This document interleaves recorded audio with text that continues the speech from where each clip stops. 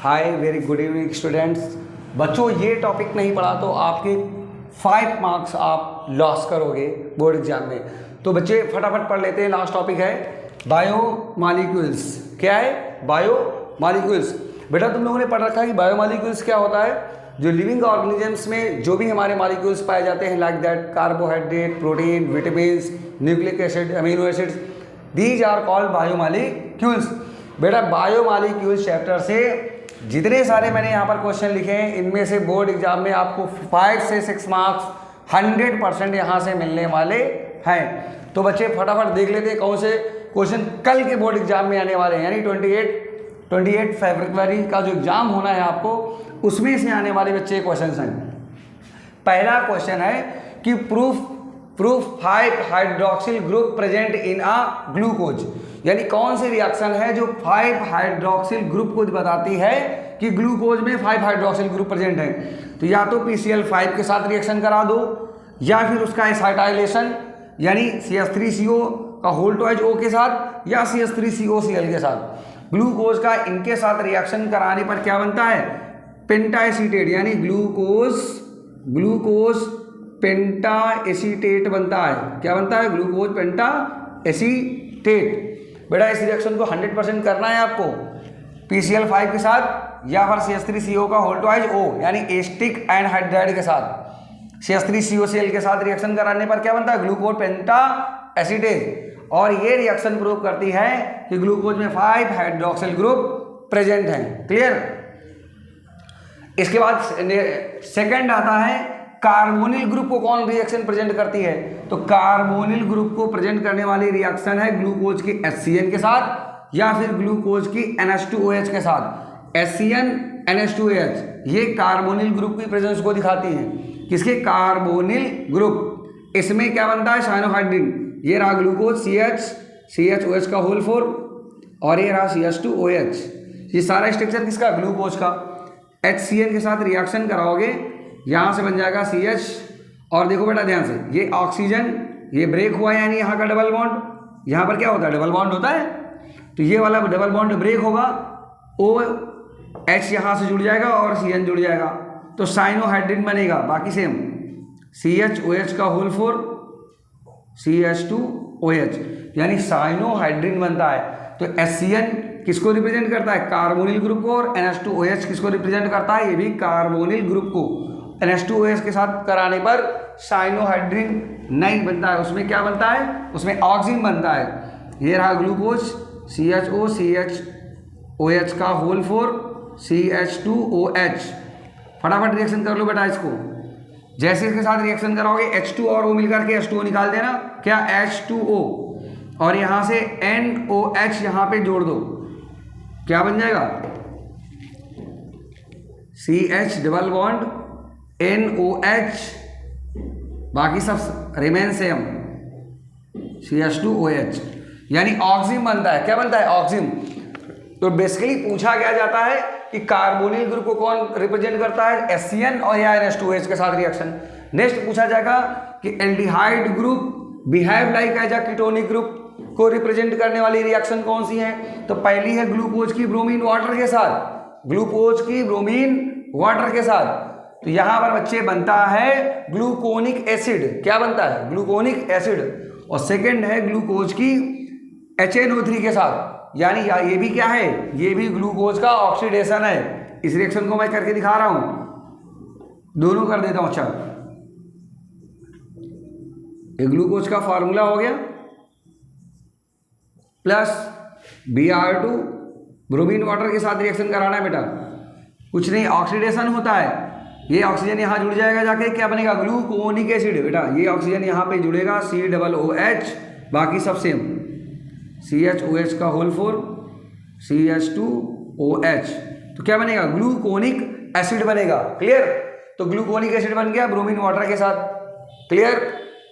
अब यदि यहाँ पर बच्चे हम ग्लूकोनिक एसिड के प्लेस पर ग्लूकोज की रिएक्शन करा रहे हैं HNO3 के साथ। किसके साथ? HNO3 के साथ रिएक्शन कराएंगे तो क्या बनेगा?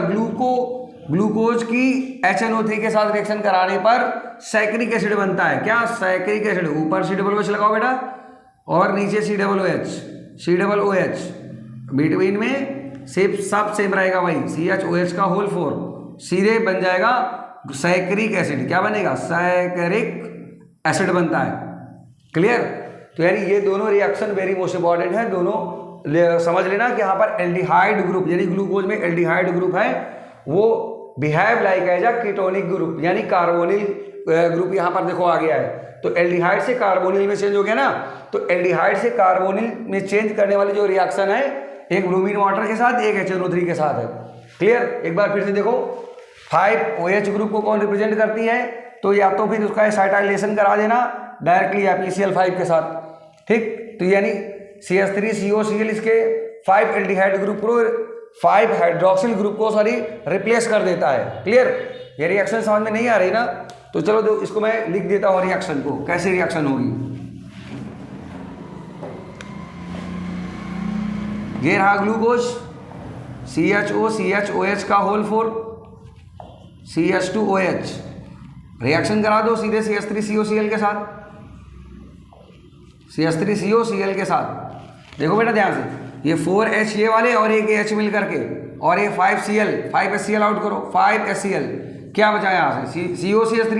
COCH3 यहाँ पर जोड़ दो और यहाँ पर जोड़ दो, हो गई रिएक्शन। CHO CH3 का होल 4 टाइम्स यहाँ पर हो गया, और लास्ट यहाँ पे CH2O और यहाँ पे हो जाएगा COCH3। नहीं समझ में आ रहा ना? आ रहा बच्चे? देखो इसके 5Cl और ये 5H मिलकर के 5HCl आउट हो गए। क्लियर? यहाँ COCH3 बचा, तो एवरीवेयर, यानी यहाँ पर 4 टाइम्स तो यहाँ पर ऐड हो जाएंगे और एक बार यहाँ पर ऐड हो जाएगा, तो यानी यहाँ से बन जाएगा ग्लूकोज। तो था पूरा, कितने एसीटेट लग गए? पेंटा एसीटेट, 4 टाइम्स एसीटेट ये और एक बार एसीटेट ये, तो ग्लूकोज कितने एसीटेट? पेंटा एसीटेट।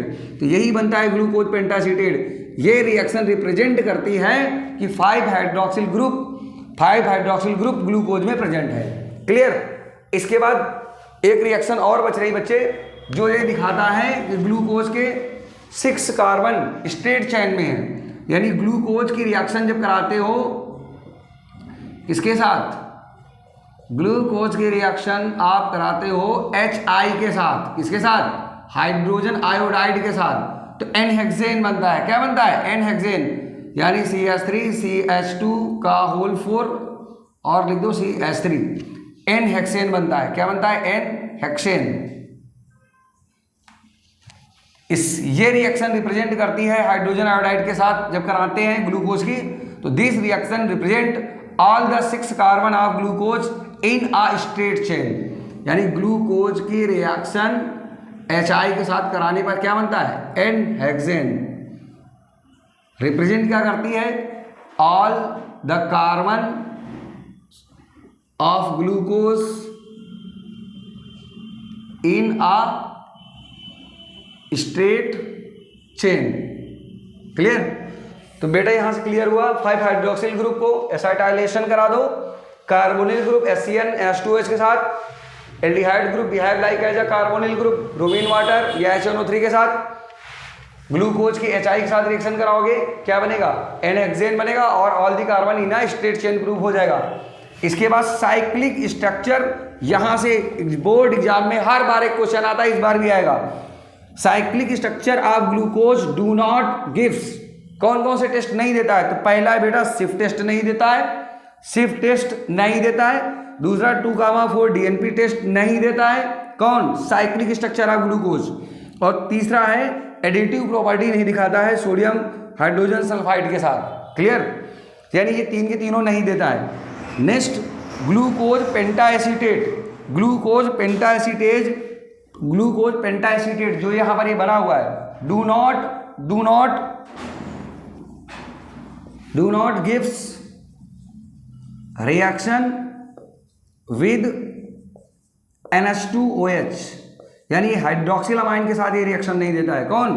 Glucose penta acetate. एक पॉइंट यहां से याद रखना है। फिर reducing sugar and non reducing sugar की थोड़ा सा बात कर लेते हैं। रिड्यूसिंग शुगर, तो रिड्यूसिंग शुगर में जितने भी मोनोसैकेराइड है, क्या? मोनोसैकेराइड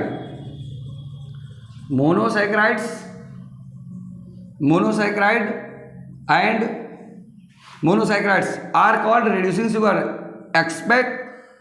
एक्सेप्ट कौन सा, सुक्रोज। सुक्रोज होता है नॉन रिड्यूसिंग, तो सुक्रोज से क्वेश्चन आएगा which is a non reducing sugar, तो नॉन रिड्यूसिंग शुगर कौन सा होता है, सुक्रोज। रिड्यूसिंग शुगर मोनोसैकेराइड्स होते हैं which gives Tollen and Fehling test. बेटा जो टॉलिन एंड फेलिंग टेस्ट देते हैं वो सारे के सारे क्या होते हैं, reducing sugar. Non reducing sugar में क्या आता है, sucrose. Sucrose do not gives Fehling and Tollen test. Fehling and Tollen test do not gives या do not given by sucrose. ठीक, ये टॉलिन टेस्ट नहीं देता है। Clear concept. नेक्स्ट आ जाता है बेटा इसमें वेरी मोस्ट इंपॉर्टेंट क्वेश्चन है denaturation of proteins. Denaturation of protein, तो due to the temperature and chemical change the pH of the native protein unfold. ध्यान दो बेटा, डिनोट्रेशन ऑफ प्रोटीन में क्या होता है कि secondary and tertiary helix of protein की अनफोल्ड हो जाती है, खुल जाती है, बट प्राइमरी चेन में उसकी कोई डिफरेंस नहीं आता है। Clear, that is called the denaturation of protein. ये किसकी वजह से होता है, ये टेम्परेचर और केमिकल चेंज यानी कि पीएच वैल्यू के चेंज की वजह से होता है। क्लियर, तो due to the temperature and chemical change of the pH of native proteins unfold secondary and tertiary helix of protein but not primary protein, that is called denaturation of protein. इसके सबसे तगड़े example है जो board exam में बच्चे आते हैं, coagulation of egg protein. यानी जब एग को बॉयल किया जाता है तो उसकी प्रोटीन कहाँ पर जाती है, जब एग को बॉयल करते हो तो कोगुलेशन यानी प्रोटीन का कोगुलेशन होता है and water gets absorb by hydrogen bonding with coagulated protein. यानी बच्चे वहां पर जो कोगुलेटेड प्रोटीन है उसके साथ में जो उसके अंदर एक के अंदर वाटर प्रेजेंट होता है वो हाइड्रोजन बॉन्डिंग के थ्रू उसी के साथ एब्जॉर्ब हो जाता है। क्लियर। नेक्स्ट आ जाता है बेटा हार्मोन्स। तो हार्मोन में देख लेंगे कौन कौन से हार्मोन, तो लीवर से सिक्रीट होने वाली पेनक्रियास से सिक्रीट होने वाले दो हार्मोन्स हैं, एक है इंसुलिन, दूसरा है ग्लूकागोन। तो इंसुलिन क्या करता है, शुगर लेवल को कंट्रोल करता है। कौन, इंसुलिन कंट्रोल करता है शुगर लेवल को,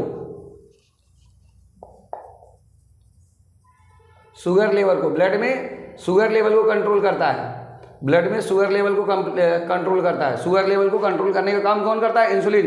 और ग्लूकागोन जो एक्सेस ग्लूकोज होता है उसको ग्लाइकोजन में चेंज करके लीवर में स्टोर कराता है। कहाँ पे, लीवर में। जब रिक्वायरमेंट होती है तो फिर से वो ग्लाइकोजन ग्लूकोज में कन्वर्ट हो जाता है। क्लियर। अब यहाँ से बच्चे जितने सारे क्वेश्चन बन सकते थे इतने मैंने बता दिया है, और भी बहुत सारे हैं कि डीएनए था आरएनए में क्या अंतर होता है। तो अभी क्या करो, इसका पूरा स्क्रीनशॉट ले लो, जिससे बोर्ड एग्जाम में यहाँ से 5 से 6 मार्क्स आपको आसानी से मिल जाएंगे। डीएनए तथा आरएनए में क्या डिफरेंस है, 1 मिनट में देख लो। अच्छा, डीएनए तथा आरएनए में डिफरेंस क्या होता है। बोर्ड एग्जाम में क्वेश्चन जो बनेगा डीएनए और आरएनए से, डीएनए एंड आरएनए। तो डीएनए में deoxyribonucleic acid, RNA ribonucleic acid. इसमें डीऑक्सीराइबोन्यूक्लिक शुगर होती है, डीऑक्सीराइबोन्यूक्लिक शुगर, और इसमें होती है राइबोन्यूक्लिक शुगर। क्या होती है, राइबो शुगर। यानी इसमें डीऑक्सीराइबो शुगर, यहाँ पर होती है राइबोस शुगर।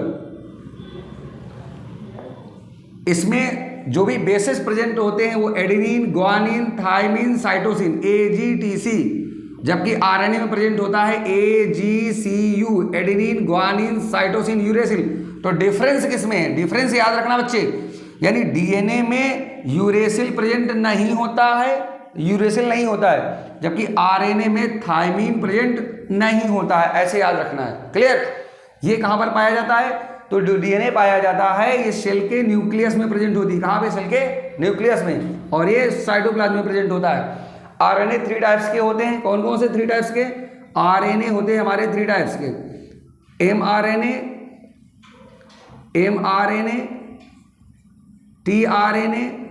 tRNA राइबोसोमल, और लास्ट वाला mRNA messenger RNA, tRNA transportational RNA, और एक होता है बेटा mRNA tRNA, एक होता है rRNA, राइबोसोमल आरएनए। क्लियर? तो इस तरीके से ये चैप्टर आप पूरा कवर कर लो बच्चे, और best of luck for the exam. ठीक, बिल्कुल विदाउट डिप्रेशन में आकर के बढ़िया एग्जाम देना, डिप्रेशन में बिल्कुल नहीं आना, मस्ती के साथ एग्जाम दो, बहुत अच्छे मार्क्स आने वाले हैं। और यहाँ से इसको एक बार फटाफट देख लेना, यहाँ से 5 to 6 मार्क्स आपके डैम से और आने वाले हैं। तो thank you class, good night.